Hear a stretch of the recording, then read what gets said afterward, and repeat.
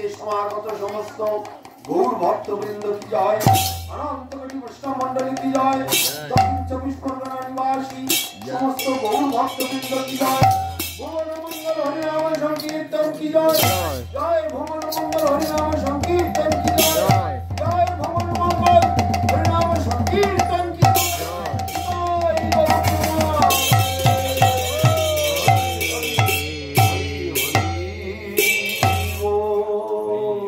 जय ओम विष्णुपद परमहंस परिव्राजकाचार्य वज्र अष्टोत्तर शत श्री शिला भक्ति अमल परमहंस देव गोस्वामी गुरु महाराज की समागत सकल गौर भक्त वृंद की निताय गौर प्रेमानंदे।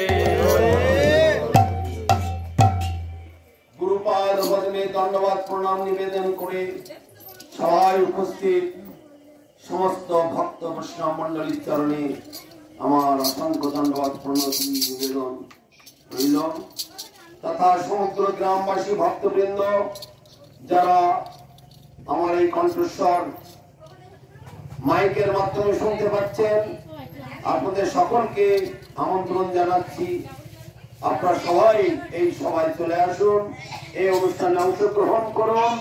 কেননা বছরে এই একটি অনুষ্ঠান হয় এই গ্রামে শুধু আপনাদের কল্যাণের জন্য। সেই রঞ্জিত প্রভু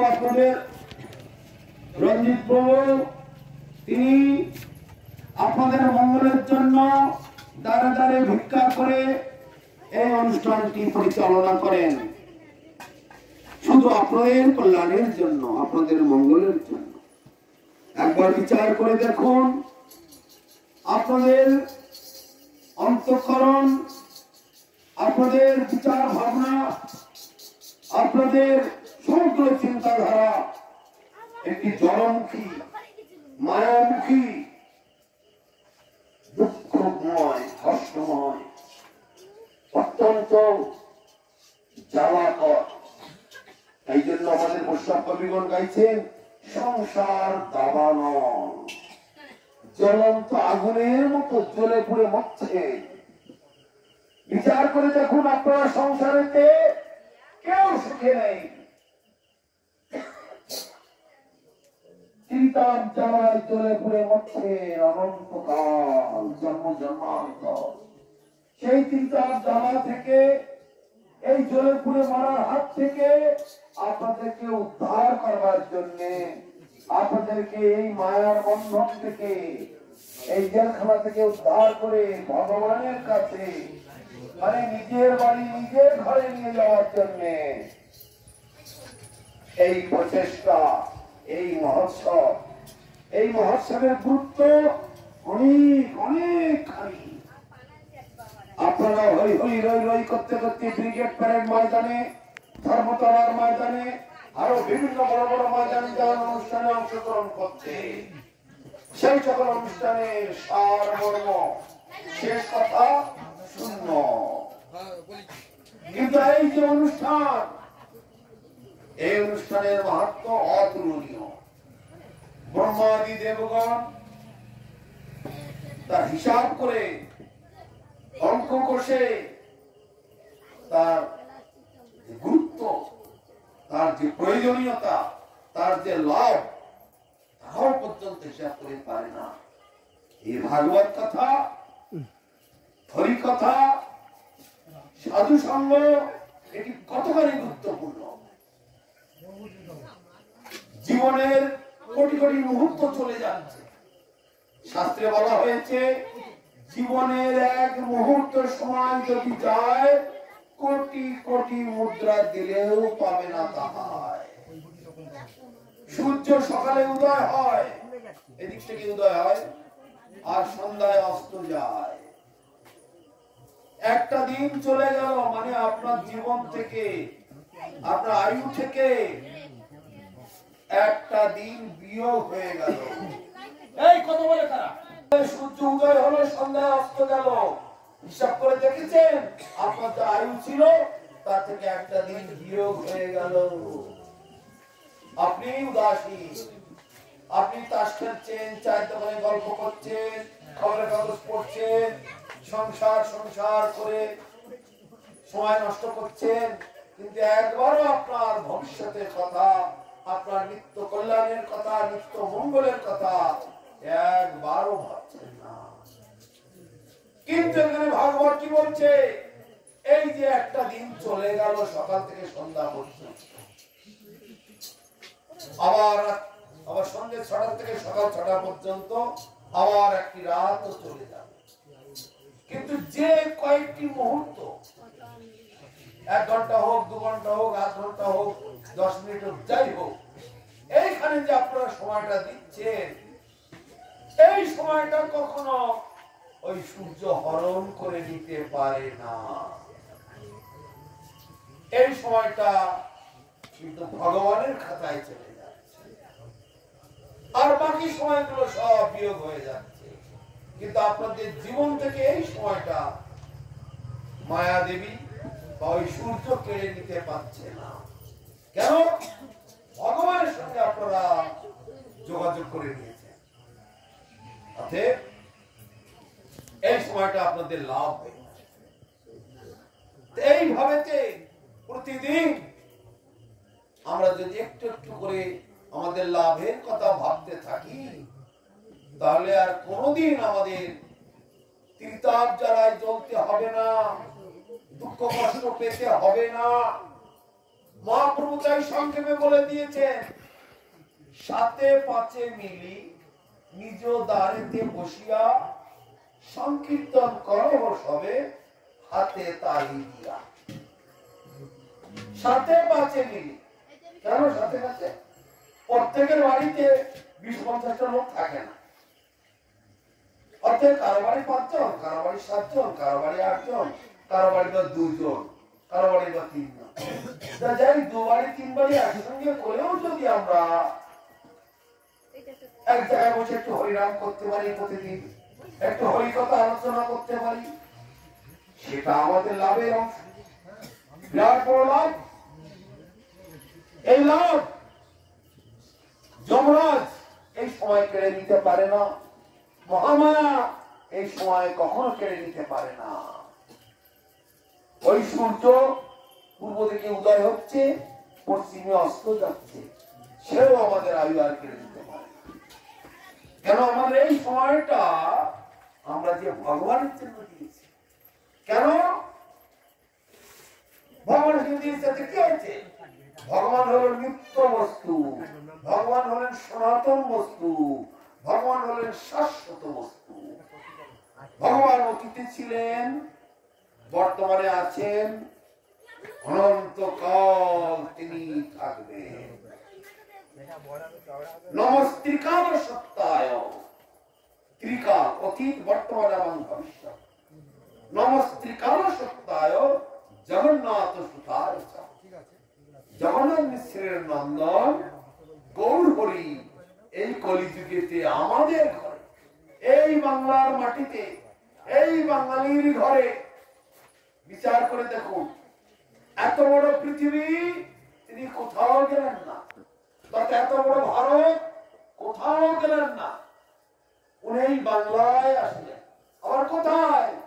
উত্তরে হিমালয়ের কাছেও নয়, আবার কোথায়? দক্ষিণে সুন্দরবন জঙ্গলের কাছেও নয়। কোনখানে?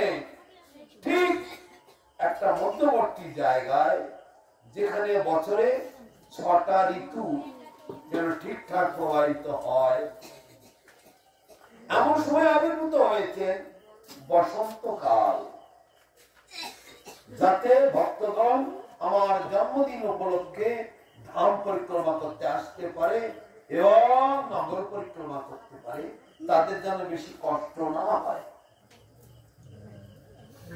না গরম, না শীত, না বর্ষা, না কাদা, না কোন রকমের অতিরিক্ত কোন কষ্ট।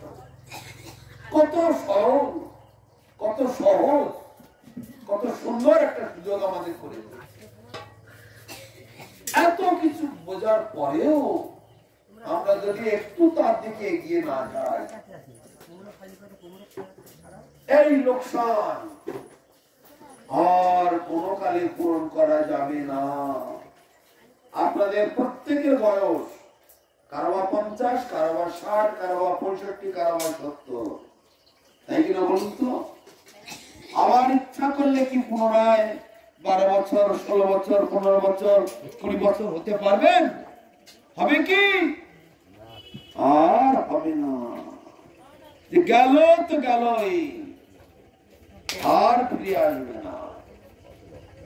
কিন্তু এই সুবর্ণ সুযোগ হাতে পেয়েও যারা একবার গ্রহণ করে না, মানুষ হয়েও তারা, শাস্ত্রে বলছে মানুষ হয়েও তারা গাধায় গণ্য হয়, গাধার মধ্যে গণ্য হয়।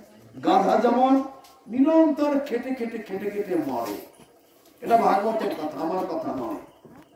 গাধা যেমন খেটে খেটে মরে, কিসের জন্য? এক মুঠো ঘাসের জন্য। ওই এক মুঠো ঘাস কি পাওয়া যায় না?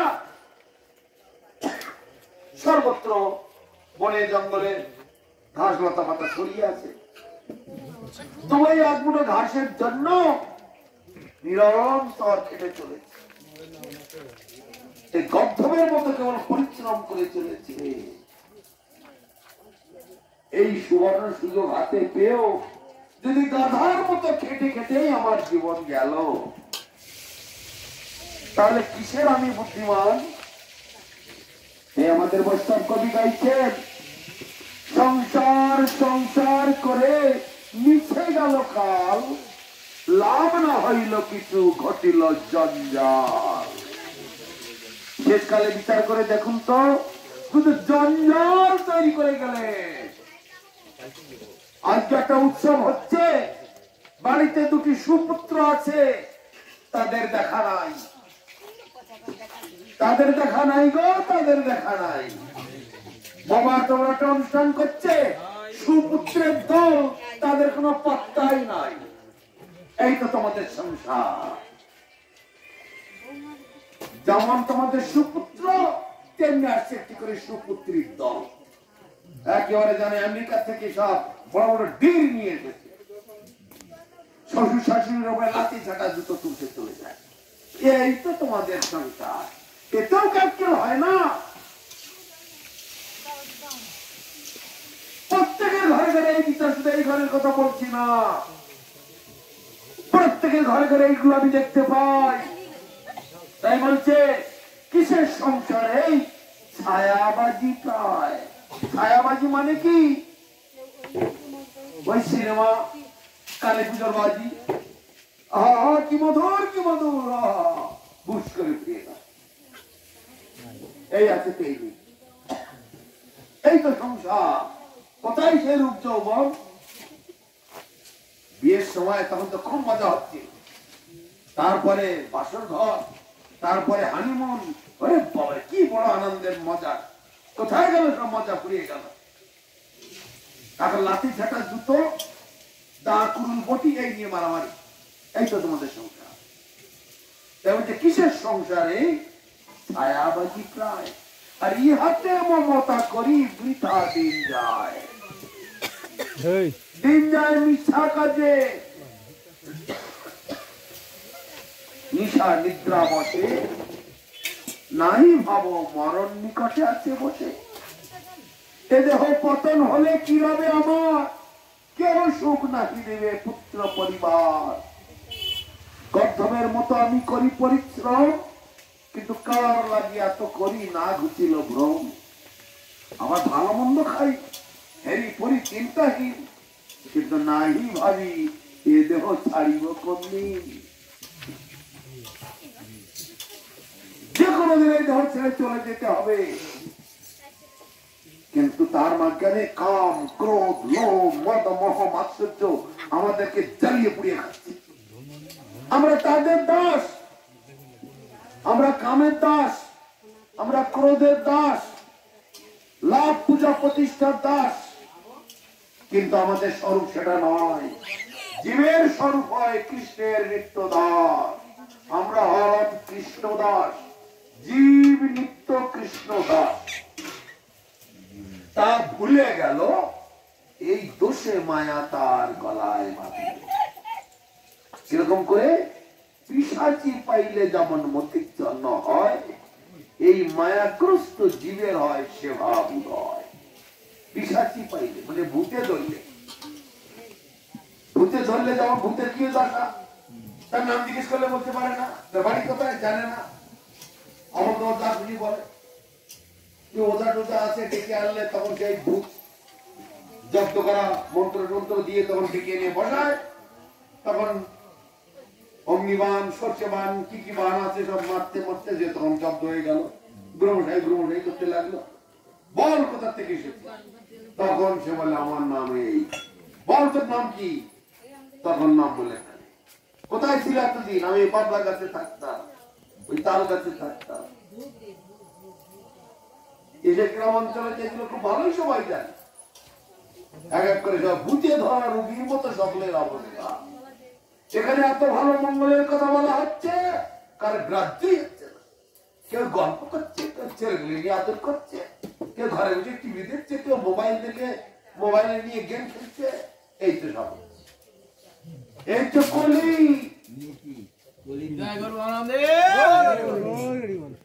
কলি সকলকে গ্রাস করে নিয়েছে। তাই আমাদের প্রভাতের কীর্তনটা এরকম হয়, কলি কুকুর কর্দন যদি চাও, কলি যুগ পাবন, কলি ভয় না শোনো, শ্রী সচিনন্দন গাহে। কলির এই ভয়ঙ্কর করল, এই নেশা থেকে, কলির এই ভয়ঙ্কর স্বভাব থেকে যদি বাঁচতে চাও, কলিযুগ পাবন অবতারী যে মহাপ্রভু এসেছেন তার কথাটা স্মরণ করতে হবে, তার বিদ্যা, তার শিক্ষা, এটাকে আমাদের নিতেই হবে। তা কোথা থেকে আসবেন এই মহাপ্রভু? আগে কোথায় ছিলেন? ভাগবত তার প্রমাণ দিচ্ছেন। কৃষ্ণ বর্ণং ঈশা কৃষ্ণং সাঙ্গ পঙ্গাস্ত্র পার্ষদম যজ্ঞৈ সংকীর্তন প্রয়োজন্তি সুমেধস। যে কৃষ্ণ দুটি শব্দ, এই কৃষ্ণ এই শব্দ কলিযুগেতে হরে হরণ করে। কি হরণ করে?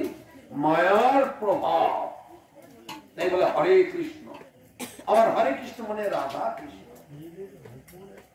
হরে কৃষ্ণ আপনাদের জন্ম জন্মান্তরের পাপ তাপ জ্বালা যন্ত্রণা যত রকমের দোষ আছে সবগুলোকে মুক্ত করে পবিত্র করে ভগবানের কাছে নিয়ে যায়।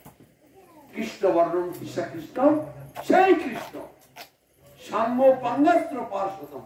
সাঙ্গ পাঙ্গ অঙ্গ উপাঙ্গ নাম ধাম রূপ গুণ লীলা পরিকার বৈশিষ্ট্য সব কিছুকে সঙ্গে নিয়ে এই নদিয়া নগরে অবতীর্ণ হয়েছে। আর কারা সেখানে অংশগ্রহণ করবে? একমাত্র মহা মহা ভাগ্যবান। কত ভাগ্যবান? ভাগ্যবান বহু আছে। ওই আম্বানি, কি মুকেশ আম্বানি, অনিল আম্বানি, টাটা আম্বানি ওরাই ভাগ্যবান? মোটেই নয়, মহা দুর্ভাগা। ভাগ্যবান সেই যারা সেই কৃষ্ণ হরে কৃষ্ণ রূপে, হরিনাম সংকীর্তন রূপে নদিয়ায় মা সচির ঘরেতে আবির্ভূত হয়েছে। আর সুমেধা, সুযুক্ত মেধা, মেধা মানে বুদ্ধি, তার আগে একটা সুযোগ করা হয়েছে। সুমেধা, সুবুদ্ধি সম্পন্ন ব্যক্তিগণ সেই হরিনাম সংকীর্তন যজ্ঞে অংশগ্রহণ করবেন, আত্মাহুতি দেবেন। এটা আর অন্য কারো পক্ষে সম্ভব নয়। কে বিলেত থেকে ডিগ্রি নিয়ে আসলো, কে চাঁদে গেল, কে বড় বিজ্ঞানী হলো, কে লক্ষ কোটি টাকার মালিক হলো, তাদের জন্য এসব নয়। কারা পাবে এটা? যারা সুমেধা যুক্ত, মেধা মানে বুদ্ধি, সুন্দর এবং সূক্ষ্ম বুদ্ধি যুক্ত ব্যক্তিগণ এই জিনিসটাকে গ্রহণ করতে পারে। এমন যাদের পূর্ব জন্মের সুকৃতি সৌভাগ্য আছে তারা এটা পাবে। যেন জন্ম সাথেই পূর্বং বাসুদেব সমর্থিত তন্মুখে হরিনামানি সদা তিষ্ঠন্তি ভারত। বৃহৎ ভাগবতামৃতে বলা হচ্ছে যেন জন্ম সতী পূর্বাং বাসুদেব সমাহিত, যিনি শত শত পূর্ব জন্ম থেকে ভগবান বাসুদেব, বাসুদেব মানে কৃষ্ণ, ভগবান কৃষ্ণের অর্চন করেছেন, পূজা করেছেন, নাম গুণগান কীর্তন করেছেন, সাধু সঙ্গ করেছেন, হরিনামের মালিকায় জপ করেছেন, ঠাকুরকে ভোগ দিয়ে প্রসাদ পেয়েছেন, গলায় তুলসীর মালা পরেছেন, একাদশী পালন করেছেন, তাদের মুখে হরিনাম উচ্চারিত হবে, অন্যের মুখে হবে না, হবে না, হবে না। হরি হরি বল। আমরা অনেক বড় বড় অনুষ্ঠানেতে দেখেছি সেখানে 3000, 4000, 5000 লোক, আমরা হরিনাম করছি আর সকলকে করতে বলছি, সবাই হরিনাম করো, সবাই হরিনাম করো, তোমাদের সকলের কল্যাণ হবে, মঙ্গল হবে। 5000 লোকের মধ্যে টেনে টুনে 400 কি 500 লোক হরিনাম করছে, আর বাকি ওই 4500, 5000 লোকের মুখে হরিনাম বেরোচ্ছে, একজন দাঁড়িয়ে আছে,